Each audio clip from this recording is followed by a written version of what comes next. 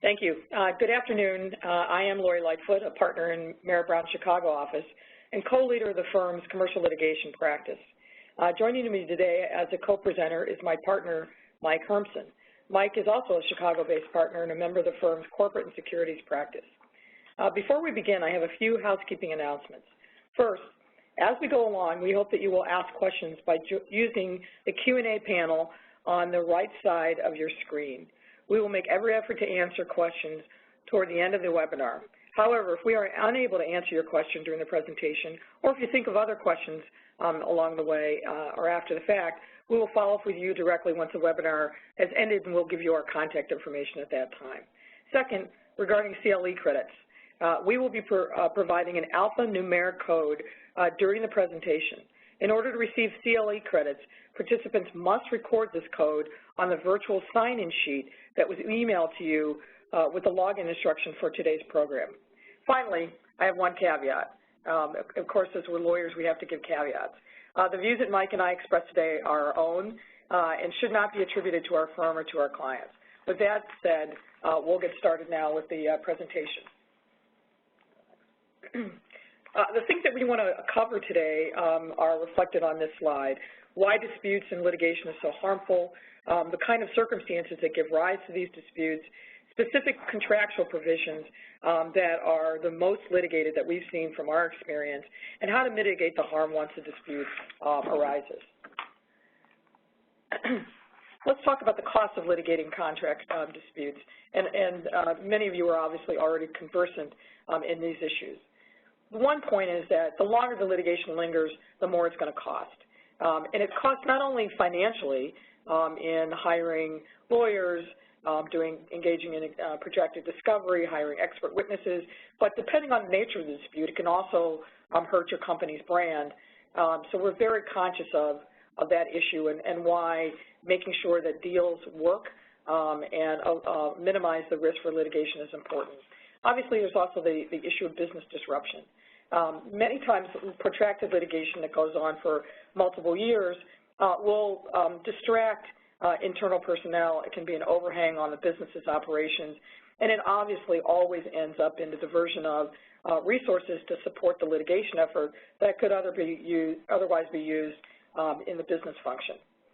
And what makes a contract dispute litigation protracted? In part, courts are reluctant to get rid of these kinds of disputes at the motion to dismiss stage. They rarely will view the dispute as posing a pure legal question that can be remedied or addressed at the motion to dismiss stage. They're more likely to say that there's a factual dispute, and certainly the proponent of the litigation will argue that there's a factual dispute, and that means that the litigation will move into the expensive and potentially protracted discovery phase, and the next opportunity to get rid of it typically is at the summary judgment stage, which may be years into the litigation. So the costs are a real issue. And I think going from that, I think one of the things we want to talk about and try to achieve on this program is how to avoid litigation or minimize the risks of litigation. And obviously, one of the ways to achieve that is careful drafting of your documents, whether it's a commercial agreement, whether it's a merger agreement, whether it's some other document. The concepts that we're going to talk about here today are going to apply equally in pretty much any type of agreement that you might come across in your daily practice. And so what careful drafting can achieve, it can anticipate and address the worst case scenarios. What that will do is cause people who are putting these documents together to think about what are the worst cases, what you want to happen if that worst case arrives, and how do you put that into the document and try to address it so that you can try to minimize some of the adverse impacts that Lori was just talking about. You really want to try to leave nothing to chance by avoiding, and one way to do this is to avoid subjective terms and defining as many terms as procedures as possible in the agreement.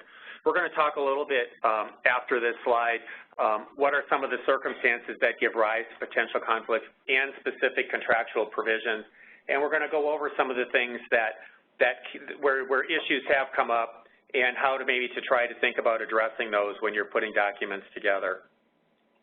Another thing that you can do when drafting is provide incentives to resolve disputes short of the full-blown litigation. As Lori was describing, you know, that can be expensive, time-consuming, and drawn out. And finally, what careful drafting can do is try to limit the advantages of litigation by, among other things, capping damages or things like that. So, I mean, there really are some real advantages that can be gained through careful drafting of corporate and commercial documents. So I want to start with just what are some of the circumstances that give rise to conflict and potential litigation. I'm going to talk about this a little bit more generically, and then we'll get into some of the very specific contractual provisions. I think one of the first situations that arise is what we call the friendly party syndrome. Basically, the principals who are negotiating the agreement are friends. They get along. They don't think there's any issues. And so why really go into detail about how to resolve issues when there's never going to be an issue in the first place? I think some of the problems with this, as we can all imagine, is that just because somebody is friends today doesn't mean that you're going to be friends tomorrow. And therefore, you complicate life tomorrow if you don't contemplate how you're going to deal with it today.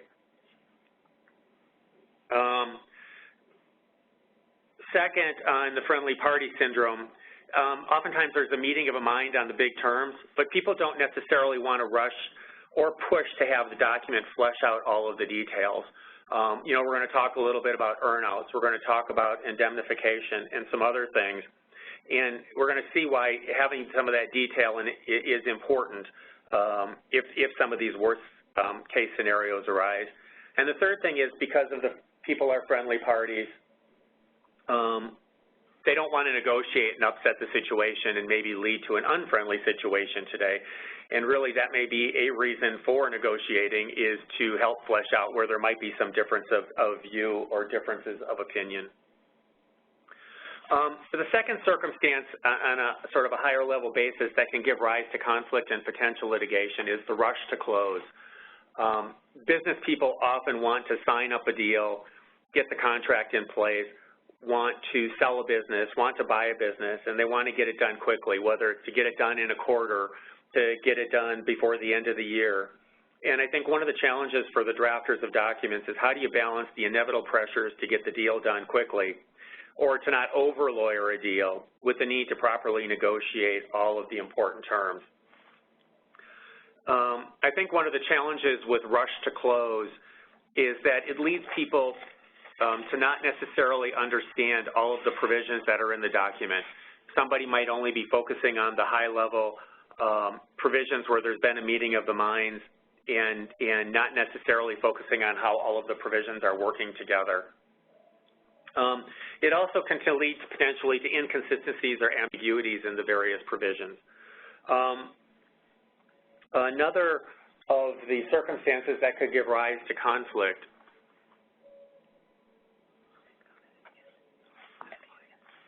another circumstance that can give rise to conflict and potential litigation is the subjective or undefined performance terms.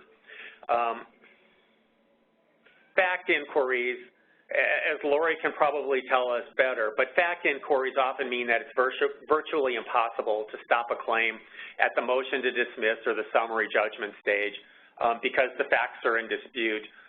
There's an issue that needs to go through the process in order for the facts to all come to light and for people to understand what they are before people can apply the law to those facts. And I think some of the examples of where we have subjective or undefined performance terms are things where we're talking about best efforts, reasonable best efforts, materiality, what's a material adverse change, and those sorts of things. And it really raises questions as to whether there's a meeting of the minds or a common understanding of how these terms or how they're going to be applied. And I think the one other circumstance I sort of wanted to talk about on a high-level basis is post-closing adjustments, which are going to be future obligations that give rise to a dispute as to whether they're met.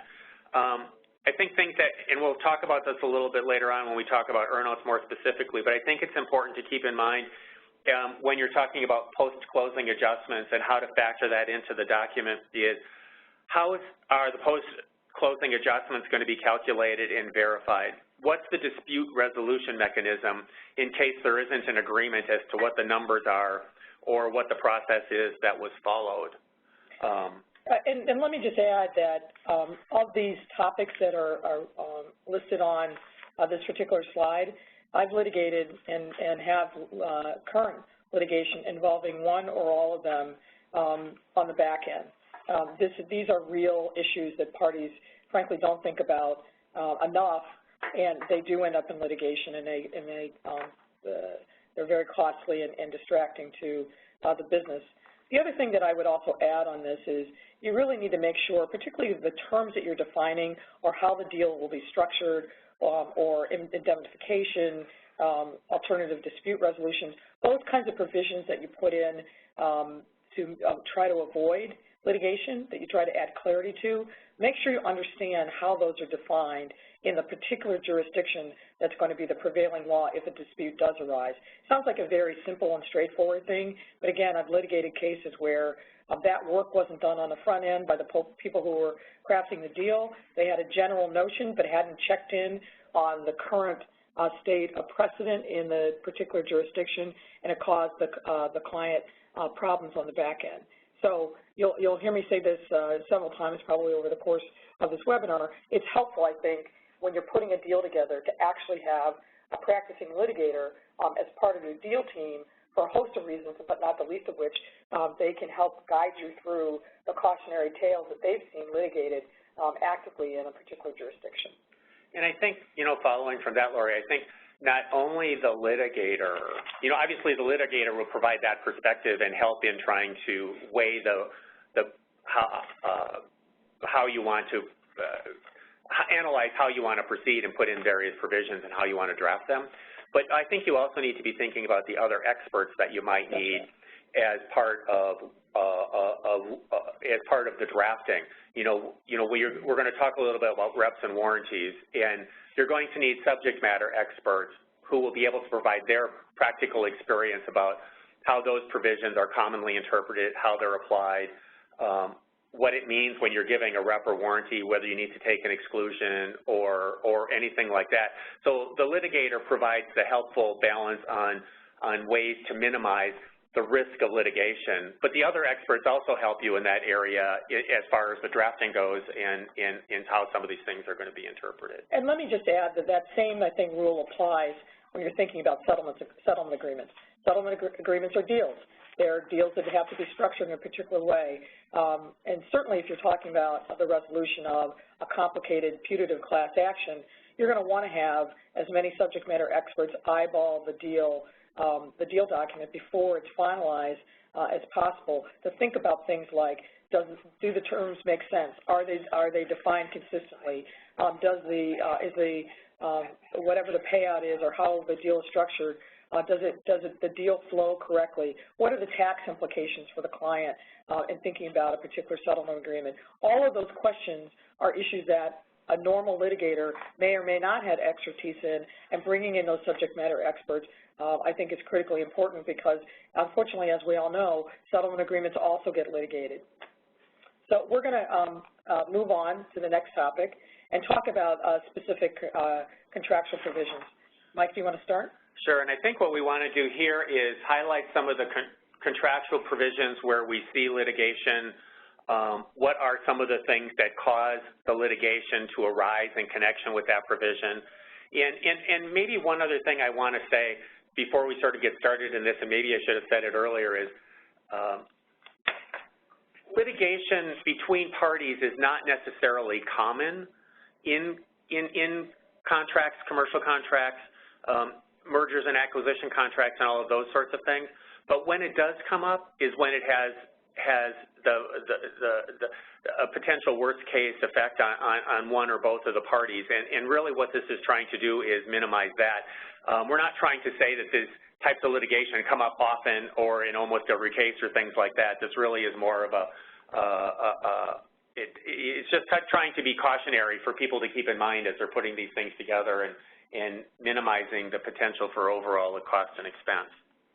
So with that in mind, we're going to now turn to some of the very specific contractual provisions that we wanted to talk about that we've seen as issues as subject to litigation or other dispute resolution.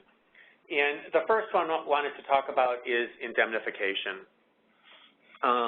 Obviously, indemnification on sort of a high level is designed to make a party whole against costs that could be incurred in the future that were unexpected at the time that the deal was entered into. And I think things to keep in mind when drafting an indemnification provision are what's actually going to be covered by the indemnification provision. What sort of losses or liabilities are intended to be addressed? Is it going to be anything a person incurs? Is it going to be limited to things that arise under certain circumstances? And then obviously the converse of that is there something that's not intended to be covered within the scope of the clause? And if people don't only want it to cover certain things, it's going to be very important for drafting that it address what the people think are being covered by that provision. Another thing is, what are the triggers for indemnification liability? Is it any sort of loss? Is it some sort of very specific sort of activity or transaction or claim or things like that? And then I think the third sort of big picture thing here when you're thinking about indemnification is, what's the benefit that's going to flow to the indemnity? Is it just damages? Is it attorney's fees? Is it the expenses of litigation? Is it lost profits because they weren't able to reinvest any sort of money on a timely basis? You know, all of those sorts of things. Really, what's being covered here needs to be thought out when drafting an indemnification provision. And I think some of the things that come up are also to be thinking about are time thresholds, time periods. What's the period during which the claim, the action has to arise in order for there to be somebody to make a claim for indemnification? What's the process for making a claim for indemnification? Is there going to be a threshold? Does it have to, is it $1 any sort of loss? Is it some sort of minimum amount that has to be met, whether it's $1 million, $10 million, you know, what's appropriate in connection with the contract that's under issue here? And then finally, what's the process that's going to be followed in connection with trying to resolve the indemnification claim? Does it go right to court?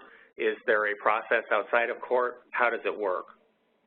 I think one other thing to be thinking about when putting together an indemnification provision is to make sure, and this sort of goes back to something that we mentioned on an earlier slide when we were talking about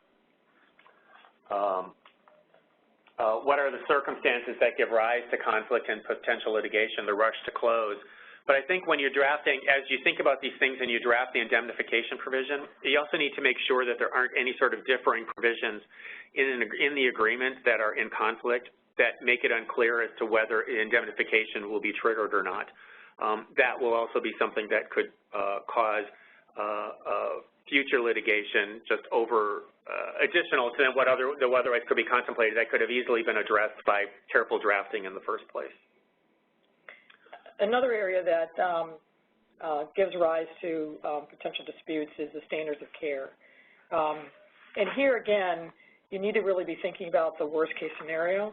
You need to make sure you understand fully the particular transaction that you're thinking about imposing a standard of care or duty. For example, in the context of someone who's a fund manager, there are very specific regulations that apply, very big body of case law on what's the standard of care that may be different, for example, from a typical business loan or construction loan. So understanding the context in which these terms are going to be used in the surrounding either regulatory or case precedent is very, very important. And similarly, knowing how that varies from state to state and making sure that you're up to date on your state's laws is critically important. Gross negligence versus simple negligence. Those are important distinctions that need to be made. Fraud versus bad faith. Willful misconduct versus some kind of other negligence or intentional conduct. And making sure in the context of the document that if there are different places where you're using the same term, that that term is defined and meant to be exactly the same in each specific context. I've seen litigation where, for example, the term bad faith is used, but it actually was meant to mean something different in one part of the document versus another. That is a place, that's a thing that will get you into lots of trouble and dispute. So making sure that you understand how those terms are going to be used in a particular, from section to section within an agreement is critically important. And I think the other thing about the standards of care is sometimes in different sections of the agreement you may have the same standard of care set up, or you may have different standards of care, but I think it's important for somebody to be going through that document where you have standards of care for certain activities to make sure that you're comfortable that either, if you have the same standard of care for every one of these actions throughout the document, that that's what you mean. That's intentional, exactly. That's intentional. Or if you have differing ones, again, the same thing, that's intentional, that you have differing ones, that it's appropriate for the whatever the activity is that you're trying to address with that standard of care, that you've got the level, that you've got the standard that you're comfortable with in light of that action. That it's just not automatic. Oh, we're going to put gross negligence everywhere in the document, and just because that's just easier, or right. that people will agree to that. I think you really need to be thinking about what's appropriate for what it is you're trying to address. And two other points on these issues. Where we've seen in litigation where this problem arises most is when somebody is using a template from a previous deal that may seem to make sense at face value, but actually really doesn't work for this particular transaction. So using a template, obviously we've all used them, it makes sense, but you've got to make sure that you're going through the document with a fine-tooth comb to make sure that you're actually adapting every single provision to the specifics of this particular transaction. It needs to work for the deal that you're working on. Just because it worked for a different deal right. Or in a different circumstance doesn't mean it's right for this one. That's right. That's right. Mike, should we continue talking about the other specific contractual provisions? Sure. So I think the next one we sort of wanted to just touch on was limitations on injunctive relief. And I think things to be thought about, and this sort of goes to the point that follows from what Lori was just bringing up right before that we gave the CLE code was if you might have had limits on injunctive relief in a document and you brought it into a new document, into a new deal you're working on, and the questions I think you really need to be thinking about are why do you want to limit this avenue of relief? And if you do want to limit it, how do you go about limiting or eliminating injunctive actions? I think that you really need to be thinking about, and this may come into play particularly where you have a contract that's going to be executed in the future, or thinking about things like where there's things like earn-outs or other things that come out of here, is how do you go about what sort of relief are the parties going to be able to seek in order to be able to enforce some right or some provision of the contract. And so I think that's one thing to be thinking about is how you want to deal with the possibility of the other party to your agreement being able to seek injunctive relief. The next thing I wanted to talk about was earn-outs. And I think that there's a fair amount of litigation that has gone on over earn-outs. And I want to talk a little bit about that. I want to talk a little bit about what some of the pitfalls are, as well as some possible solutions for people to keep in mind. So what are earn-outs? Basically, earn-outs are designed to provide additional consideration to the seller, reflecting post-closing financial performance. And often is basically what's being done to do is to address concerns about the value being sold. The parties can't agree on what the value is, and so what they do is agree that, you know, if a certain return is achieved over a period of time, that the seller will get additional consideration, and if not, and so basically it takes a little bit of the risk off of the table. Unfortunately for the seller, it may also take some of the consideration off of the table. Earnouts can take many forms. There are lots of nuances as to how these will work, but you need to carefully consider how the amounts are going to be paid are going to be calculated and how the calculation is going to be monitored. I think it's really going to be really important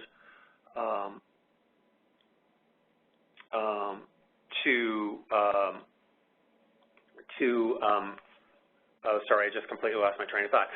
It's really important to consider what the formula is, what the process is for calculating what the earnout is going to be based on. If the earnout is going to be based on the achievement of revenue or product development targets, how is that going to be, what's the document? It's not unusual for us to see forms of what the financial statement will look like that will support what the revenue was or things like that. It could be structured as a contingent payment, if some milestone is achieved. If you're dealing with a product that's in development and there's a dispute over to what its value is, what's the milestone? If it's a drug in production, is it FDA approval? Is it X number of sales? It could also be some sort of contingent value right in the form of security. So I think there's a lot of things that need to be sort of thought about as to how this could be calculated and how that calculation is going to be monitored. So what are some of the pitfalls that people need to be thinking about? I think one thing is you need to be thinking about is what the sort of deal is that this earnout is sitting in, is part of. If it's a public sort of M&A type transaction, selling a business, selling some assets, or things like that, earnouts, contingent payments sometimes are less common in public sort of deals, but more common in private sort of deals. So I think you sort of need to be thinking about carefully what the type of deal is where this earnout is sitting in. What are some of the other pitfalls? What happens if the business upon which the earnout is to be calculated changes? Whether it's through expansion, retrenchment, restructuring, business combination, or otherwise. In today's world, whether times are good, times are bad, management is always trying to think about doing a variety of things, and things that happen post-transaction could impact the ability of the seller to receive their earnout. And the question is, how do you deal with that in the document? What limits do you put on a party to be able to do some of these things? Another pitfall is, what are the circumstances that could cause a payment to be accelerated, if any? Need to be thinking about that. Do some of these transactions, if there's a restructuring of the business, is there going to be an acceleration of the earnout payment? Another thing is if the earnout is being based on some sort of accounting, whether it's revenue, net income of some business or assets, what happens if the accounting standards change? And then I think finally you need to be thinking about how disputes are going to be resolved when you have something arises with regard to an earnout. I will say in many cases, if you have an earnout, it will not be unusual for there to be a dispute as to numbers calculated. This doesn't necessarily mean it rises to litigation or something more formal, but there's often a disagreement as to how a number is calculated or something like that. On the earnout front, I have a case that I'm handling right now in litigation where earnout is an issue. Another thing that you need to think about regarding earnout is making sure that you're very clear if there is going to be a change in the party's ability to get the earnout, that all of that is carefully mapped out, that the notice provisions are very clear, and the substance of what that notice needs to be. In this particular circumstance, litigation was brought by a third party on conduct that implicated a predecessor company, and affected the earn-out payment to those investors. And there's a dispute now, and hopefully it won't lead to a separate set of litigation, but there's a dispute as to whether or not the successor company gave notice in a timely fashion, gave content of notice in a timely fashion, and you can see that dispute looming on the horizon. And unfortunately, in the purchase agreement, these issues were not carefully thought out, defined, and detailed, and they are clearly going to be an issue for dispute and, frankly, leverage on the part of the party entitled to the earn-out, which will probably reduce or enhance, I should say, their earn-out, even though they did things during the time that they were running the company that directly contributed to the liability that the successor company is facing now. And I think one thing to keep in mind is just because you may not, when you're drafting this, just if you're the seller, just because you don't think that an earn-out will come into play because you don't think there will necessarily be some value attributed to that, that isn't a reason not to pay attention to the drafting of the earn-out clause, the earn-out provision in the agreement, because if good things happen, there could be disputes as to how this sort of will play out. What are some of the solutions to some of those pitfalls? I think they're sort of obvious from what I had just been talking about and what Lori was talking about, but you need to negotiate how revenue targets are to be calculated, including accounting standards to be used. This is particularly important if you're dealing with companies that are cross-border, where the acquirer and the seller may not be in the same jurisdiction, may not use the same standards of accounting. What's going to be used for determining, what are the formulas that are going to be used to calculate revenue, forms that are going to be used for reporting from one party to the other. Is somebody going to have access to information to verify the reports that they're getting so that they can determine whether they're comfortable with the earn-out amounts? Another thing to be thinking about is negotiating the support the purchaser is going to be required to provide to the acquired business to try to help maintain its operations in a way that will make it more likely that an earn-out will be triggered. Negotiate what happens upon the change of control of the acquired business or the purchaser to the extent that it's, the business is just a piece of that. And I think the final thing is to agree to any dispute resolution mechanisms and be prepared to accept the results. I mean, I don't think you want to be able to necessarily be in a position to your own default being to go to court. I think it's not unusual to either, if it's a accounting test or something like that, to set up some accounting firm or some other consultant as the a possibility for where you can go to try to resolve some of these disputes before you would trigger something else. I think one other thing to keep in mind when you're drafting these, particularly if you're the seller, is that the party entitled to the earn-out is not the party running the business in question that's going to determine the earn-out. And I think that's the reason why the seller, probably more so than the buyer, wants some of these things to be very detailed and very specific so that if they're entitled to an earn-out, they'll actually get that earn-out. I think the next thing I wanted to talk about was escrow arrangements and other purchase price adjustments. And oftentimes what these are they're like an earn-out, but oftentimes they deal with ways of addressing pre-closing events as opposed to post-closing events. Something is known, whether it's a piece of litigation, whether some claim has been made, whether there's something is in process of development, and things like that. And really what it's designed to do is deliver a certain amounts of consideration pending the satisfaction of the identified contingency. It usually is designed to address something very specific and works from there.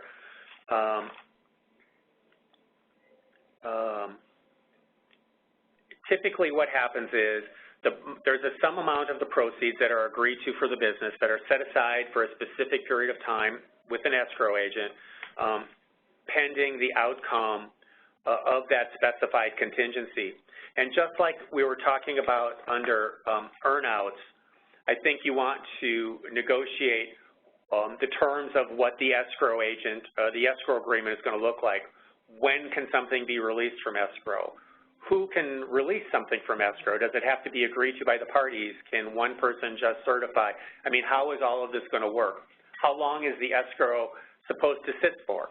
Is it something has to happen within 6 months, and if it doesn't, the proceeds are just released? You know, I think all of these things need to be thought about with regard to that escrow, as to, particularly in the context of why it was set up in the first place, is really something to be thinking about. And similar to one other sort of event like this are purchase price adjustments. You know, oftentimes if you're selling assets or selling a business, there may be a purchase price adjustment trying to deal with just sort of catching up the final price to the accounting that's ongoing at the time of the sale, you know, whether it's for liabilities, whether it's for assets that are coming in or things like this. And it's designed to reflect pre-closing changes to the financial condition of the target and to keep the buyer and the seller in the same places they thought they were when the purchase agreement was initially signed. You know, this is just another provision that is just like earnouts, just like escrow arrangements. The lack of specificity in how the provision is drafted, in what's the necessary outcome to trigger a distribution or a change, all need to be thought about up front when putting these provisions into the document in the first place to try to minimize what's going on here, because they will all be, could be subject to dispute when they come into play, whether it's in a purchase price adjustment, is it the right amount? Did something come in? Was there revenue? Was there not revenue? All of these things are going to be could be subject to dispute, so you want to set all of that up ahead of time as early as you possibly can. The next thing I wanted to talk about just briefly are integration clauses. You know, these are often provisions that are, you know, this document, you know, you only look at this document for deciding this is the agreement between the parties and it's just this document, or it's not just this document, it's documents A, B, C, and D that we're also signing at the same time as part of this. And I think that, you know, in many agreements, there are some version of side letters, there are additional agreements that are being entered into, but I think it's very common for people to take an integration clause or a non-integration clause and just say that, you know, this is the agreement among the parties and there's nothing else. And I think that raises the issue then, well, what about all of these other documents, and how do you, what if there's a dispute there, and how does it relate to what's going on here? And so I think it's really important when putting together a document and you're putting in an integration or a non-integration clause to think about what the other documents are that are being entered into or that being contemplated at that same time when drafting that clause, and not to just taking that provision out because that provision was in another document too. I think it's really thinking about what does that provision mean and what's its potential impact. And again, I think this is where it can be helpful to talk to a litigator when you're putting in that clause, because depending on who the party is or what the other agreements are, you may or may not want to, you know, you may want to say that this is the entire document or not, depending on what's beneficial for you. But I just don't think having it just be automatic is the way to go with something like that. And we litigators are very good at thinking about ways in which something that seems straightforward, something that seems very thought out, actually can be carved up in a lot of different ways. And frankly, just like contemplating and anticipating the worst case scenario, that can be, if your client can afford it, a helpful exercise to go through. Okay, the next things we wanted to talk about are just sort of representations and warranties in the agreement. And, you know, I want to, again, I'm going to talk about some of the pitfalls, some of the things that we see, some of the things that are pitfalls, some potential solutions on these two. I mean, this is obviously another area that is very often used when there's litigation between the parties, is whether or not some rep or warranty has been violated, breached, or something like that. And so this is another one where it pays to pay attention to the actual wording that's going on here and spend some time thinking about it. You know, reps and warranties are designed generally designed for the seller to provide detailed information concerning the operations of the business being sold. They're typically very detailed, and as time has gone by, they become more and more detailed.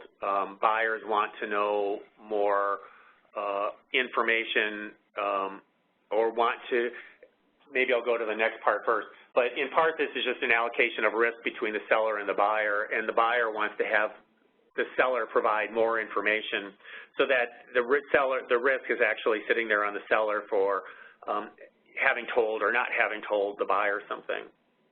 I think it's very important to pay specific attention to the words that are being used in the document.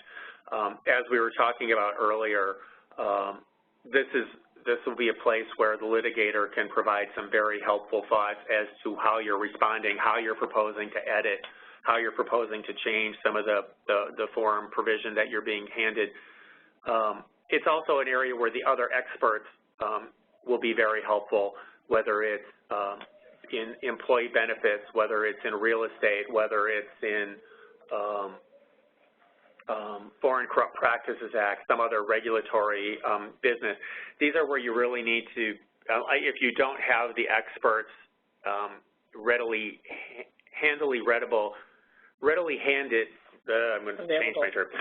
available at your hand in-house, this is something where you want to seriously consider reaching out to experts to be able to go over what's the latest in the law that you're being asked to address here, how do you go about addressing it, is something responsive or not responsive, and do you need to somehow take some sort of exclusion for that. I mean, really this is the purchaser is using this as part of their due diligence and deciding whether or not to engage in the transaction, the price they're willing to pay, and ultimately can provide the basis for claims post-closing that the purchaser wasn't getting what it thought it was getting.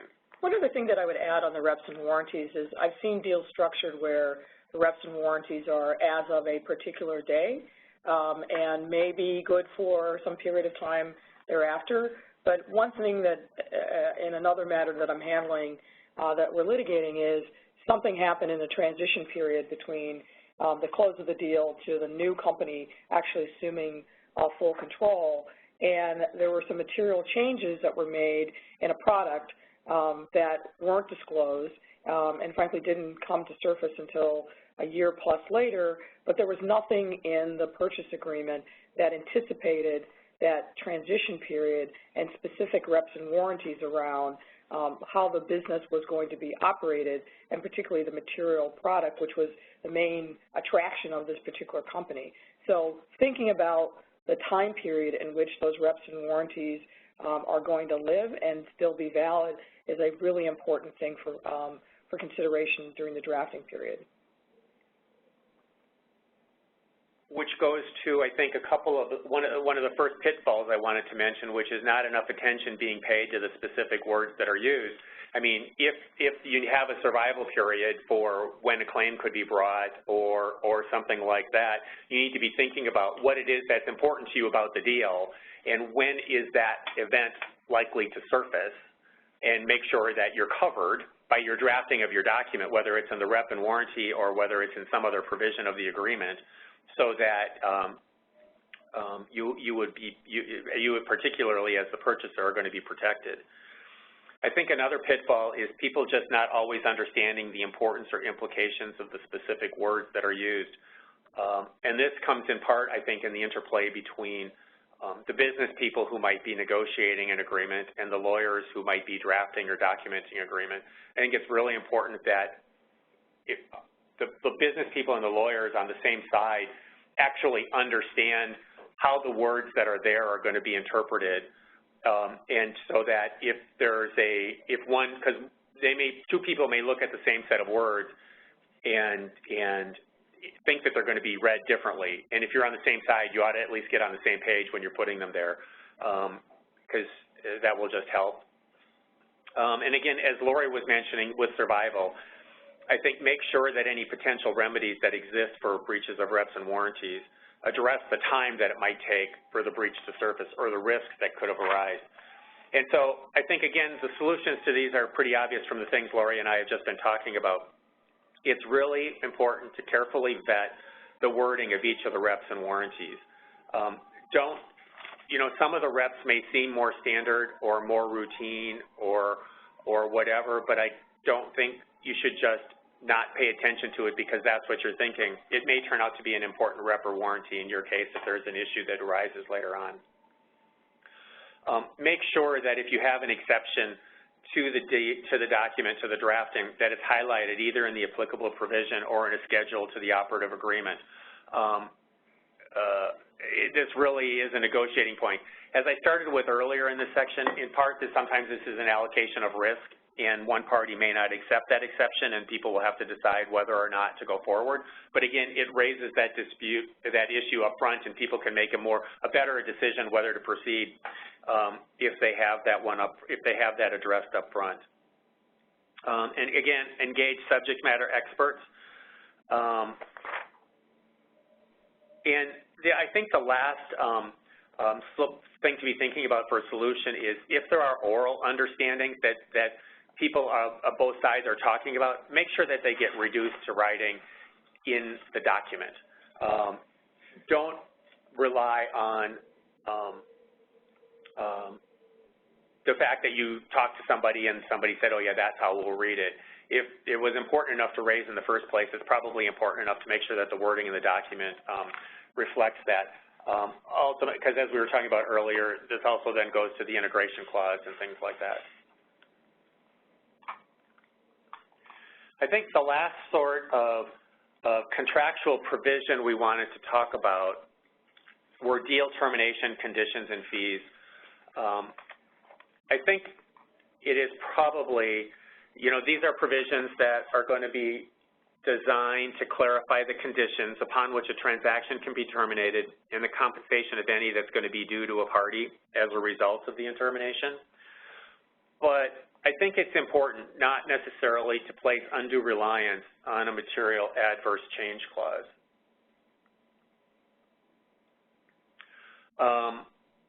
The courts generally, the courts are reluctant to find that a material adverse change has occurred. And so you really ought not to go into an agreement thinking that clause will be given, that you'll be able to necessarily rely on that provision when trying to terminate an agreement. I think it's much better to, if there are things that are of concern, to specifically try and address those. So what are some of the pitfalls on some of these, on deal termination fees and conditions? Oftentimes if a person can terminate a deal, there's also some sort of compensation that can go with it. One of the things are those sort of compensatory arrangements for being able to terminate a deal within the norms that have been blessed by the courts in previous transactions. In an M&A deal, it might be somewhere between 2 to 4% of the value of the deal. Are you within those norms? Are you outside of those norms? And if you're outside of those norms, think about it ahead of time as to why you're outside of those norms. Is there really a good reason why you're outside of those norms that you might be able to justify later on if there ever becomes some sort of litigation about that contract? Negotiated provisions can often, on termination fees and conditions, can often be drafted too narrowly, which will then limit their effectiveness of the ability to terminate or the enforcement options that might exist in the event of a termination. I mean, you need to be thinking about what are the reasons why somebody could terminate, what could happen, and what's going to be the effect of that. I'll mention a recent case that's been going on for, if you've been following it, and I'm not going to get into the substance or the merits of the arguments, but there's the Energy Transfer versus Williams Companies. Energy Transfer had agreed to acquire Williams Companies. There were a set of closing conditions. The market in the energy space has obviously gone down and made the deal much less valuable. Energy Transfer, subsequent to that point, one of the closing conditions was that there be opinions delivered with regard to tax consequences. I believe in court it came out that when the deal was signed, one of the law firms was able to deliver that, believed it would be able to deliver that tax opinion at closing. It later came out that in light of the decrease in the stock price of the parties that they may not be able to deliver that, they were not going to be able to deliver the opinion that it was going to be a tax-free exchange. One of the parties then wanted to use that as a basis for being able to terminate the deal, and the other party did not. The courts in Delaware have recently said that the ability to not deliver that opinion was based in good faith of the law firm, and therefore the party seeking to terminate the agreement, Energy Transfer, could go ahead and terminate the agreement.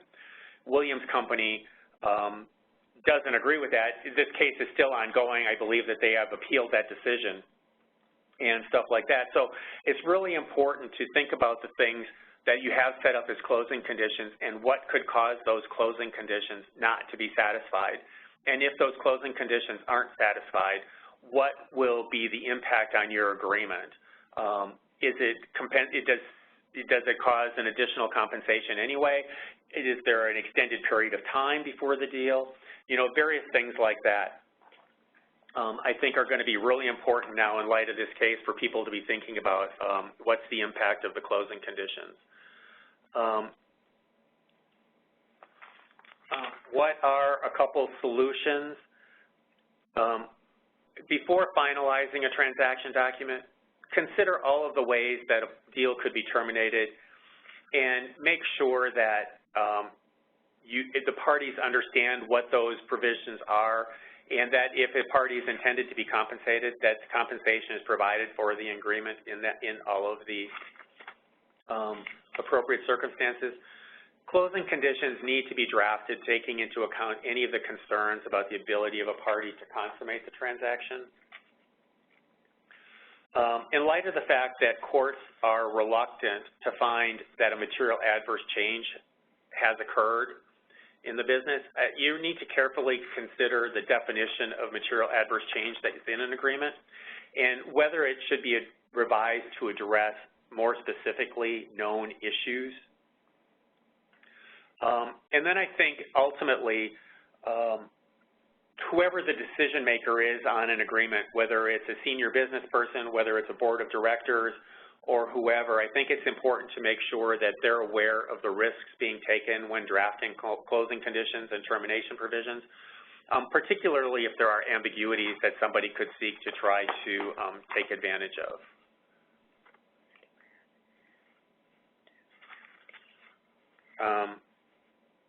In the interest of time, we're going to skip ahead and talk to you about how you can avoid being a cautionary tale.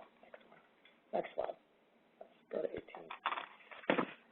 Some of these things we've already covered, but we think it bears repeating.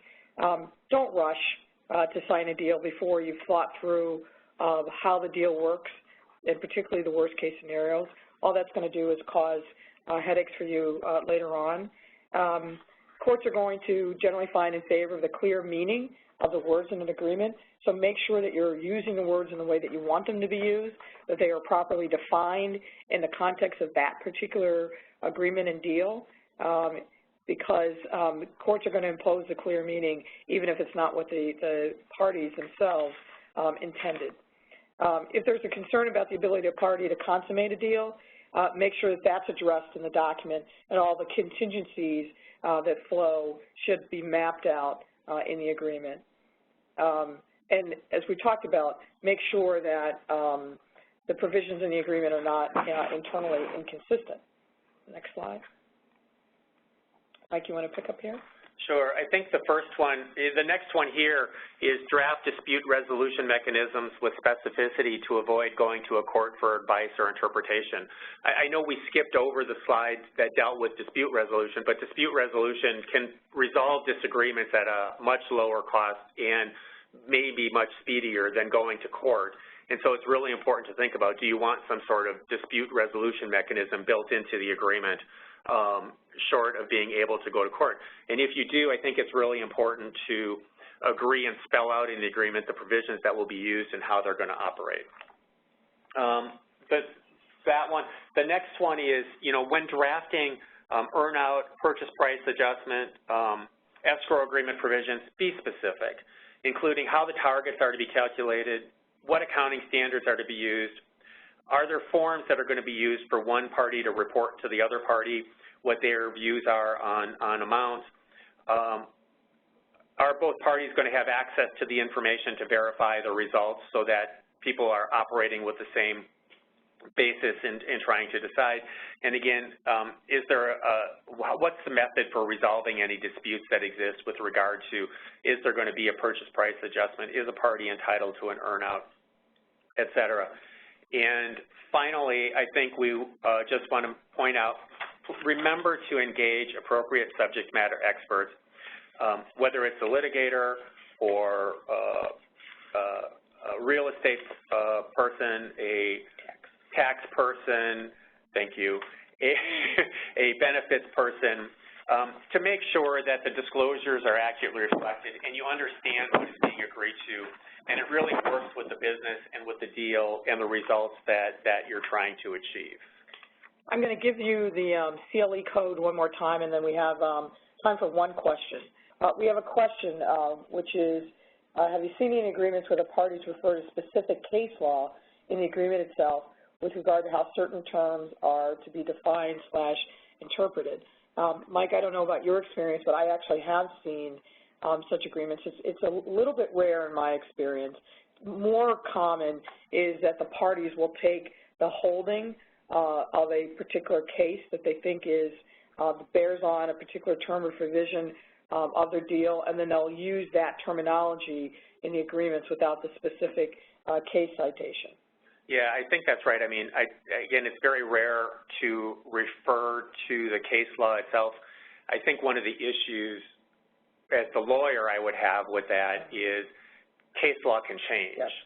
And if the parties, which then, how does that impact how that provision is being used in the agreement? Whereas if there was a meeting of the mind as to how they wanted that provision interpreted or clause used or whatever, it's better to just spell it out because that's what your agreement was at the time as opposed to how that provision might change going forward. Well, thank you, everyone, for your participation today. We hope that we provided you with information that will be helpful to you in your day-to-day practice. As I mentioned before, if you submitted a question that was not answered, we'll follow up with you directly. Or if you think of other questions after we end our session today, you should feel free to ask any additional questions and email them to our colleague, Ann Ledger, whose email address is ALEGER, that's ALEGER, @mayorbrown.com, and she will make sure that she gets the questions to Mike and I so that we can answer them for you. Thanks again, and have a good rest of the day.